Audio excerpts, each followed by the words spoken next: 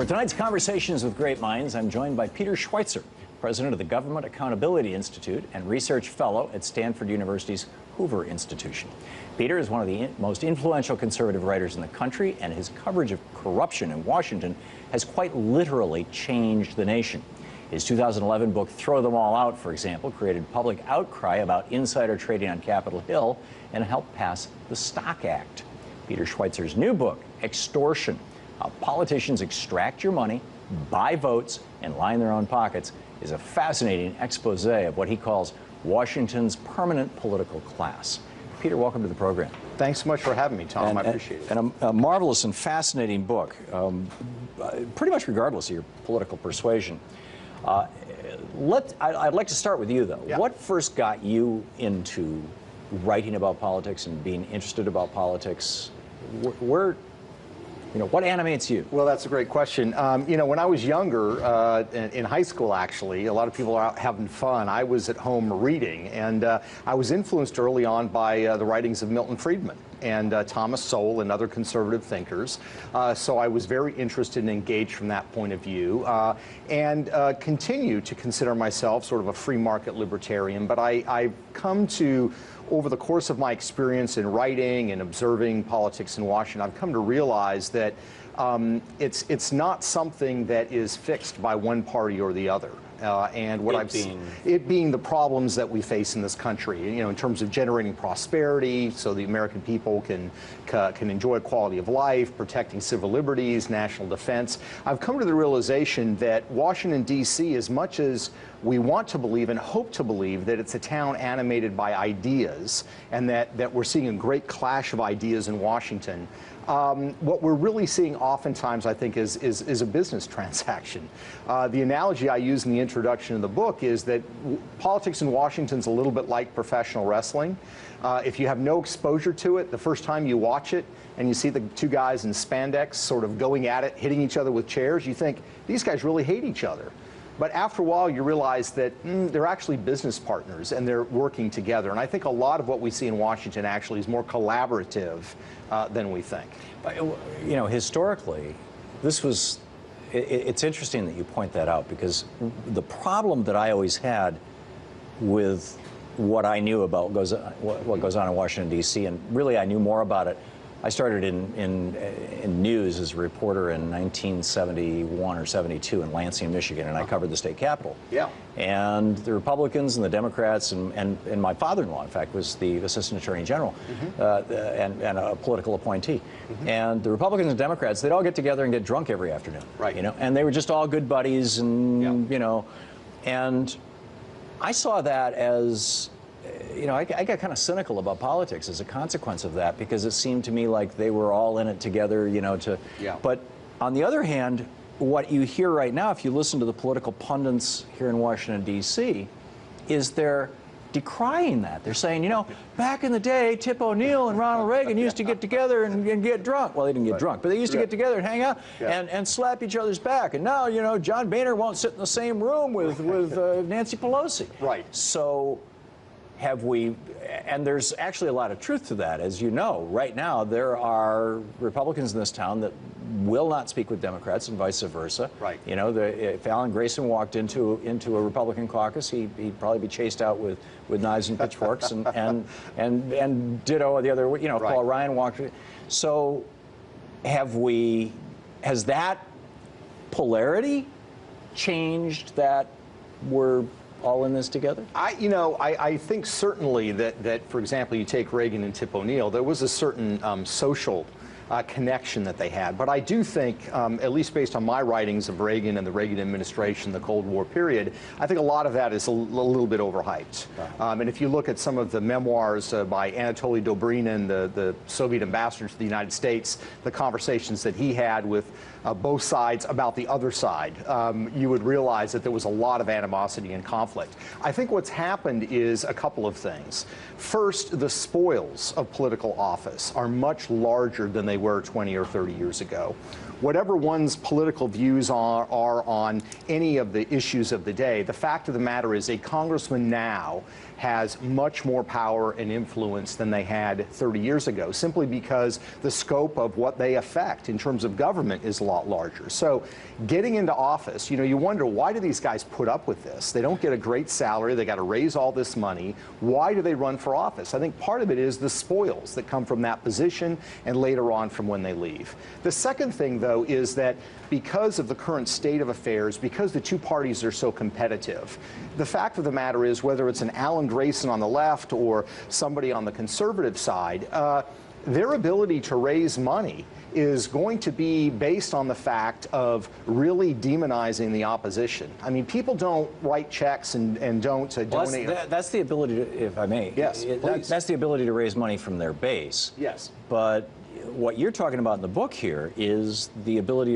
to raise money from people who have nothing to do with the base, from special interests. That's right. And the same thing really applies. One of the terms that I talk about in the book is the so-called milker bill. Right. In a milker bill, you're from the Midwest, it doesn't have anything to do with the dairy industry. It's about extracting contributions from a targeted industry or a sector of the economy. And here's the irony.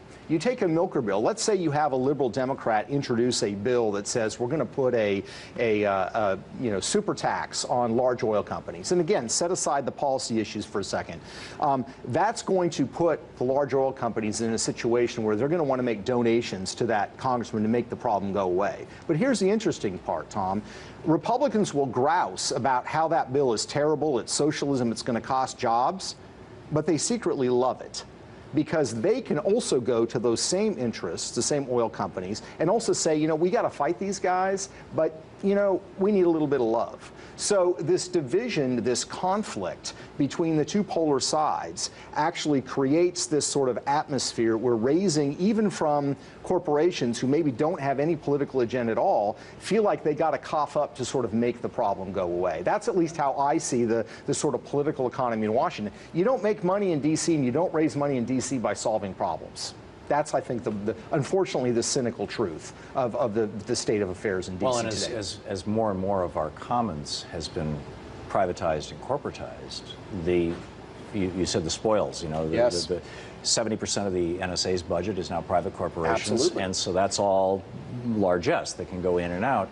Yes. Isn't there a point, I mean, we've privatized prisons now, and now we've discovered that the unintended consequence of that is that the private prison companies are lobbying for longer prison sentences. Yes.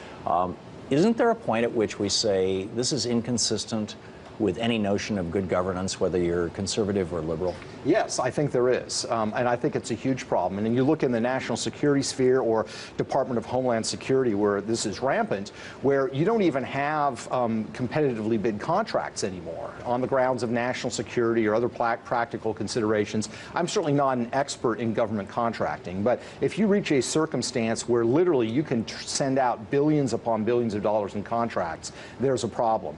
I think the challenge is for people to recognize, this is something that you've talked about over the years, something that I've certainly talked about over the years, is that large corporations and large government, contrary to the perception that a lot of people have, really actually like each other.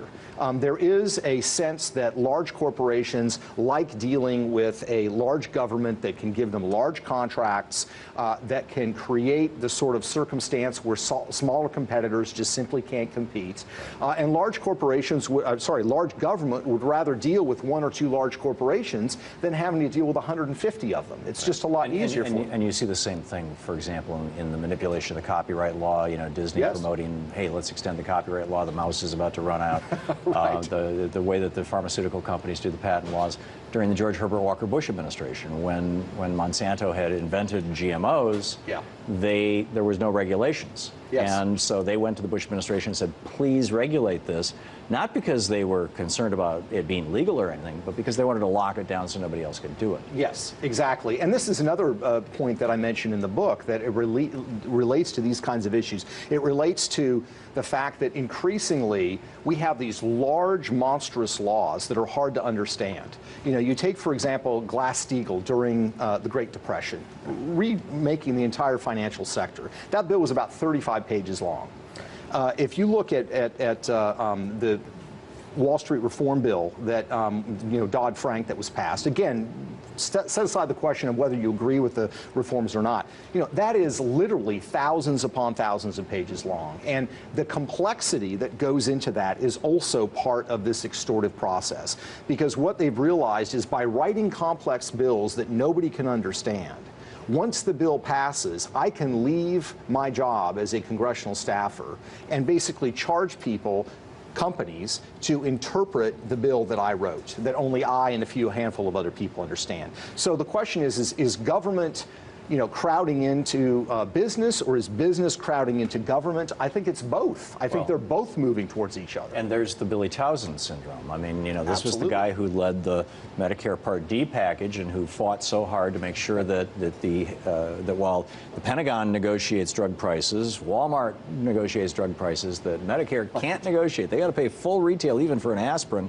Right. And then even before his congressional term is out, he had to go to the Speaker of the House and ask for special permission to leave so he could take a $1 million or $2 million a year job as the head of pharma, the lobbying group for the pharmaceutical industry. That's exactly right. This is the revolving door. Yes. So, I mean, you've done a really great job of describing this. And just to wrap this up, what's a double milker bill? You mentioned the milker bill. Well, milker bill is when you go after one industry. A double milker bill is even better. That's when you pit two large industries against each other that want the same thing. And the example that I cite in the book, and again, both sides did this. The Obama administration did it on the executive level, and then at the congressional level, Republicans and Democrats. It was SOPA. It was the Stop Online Piracy Act. And again, setting aside the policy decisions on that, Hollywood desperately wanted this. The high-tech industry did not want this. And you had a lot of people who had strong views on this issue in positions of power who kept quiet, primarily because they wanted to set off a fundraising arms race between two very wealthy industries. And once those industries basically were tapped out, the suits, the executives in Hollywood and the high-tech industry had all maxed out on their contributions, then people decided where they stood. And so this is an example of how so much of lawmaking has become about money-making. And raising money is not just about winning election or re-election anymore, Tom. It's, as I talk about in the book, it's also kind of a lifestyle subsidy, because they've created these vehicles like leadership PACs where they can convert campaign money to subsidize their lifestyle, to take wonderful trips with the family overseas, to go golfing at five-star resorts, you name it. So this is not just about winning elections and financing elections. It's about a lifestyle. Right. So we've identified the political corruption, the personal enrichment, the revolving door, the Billy Townsend thing, and also the using the system to get the money to get reelected. Let's talk about solutions right after the break. Peter Schweizer, more of tonight's conversations with great minds with Peter Schweizer right after this break.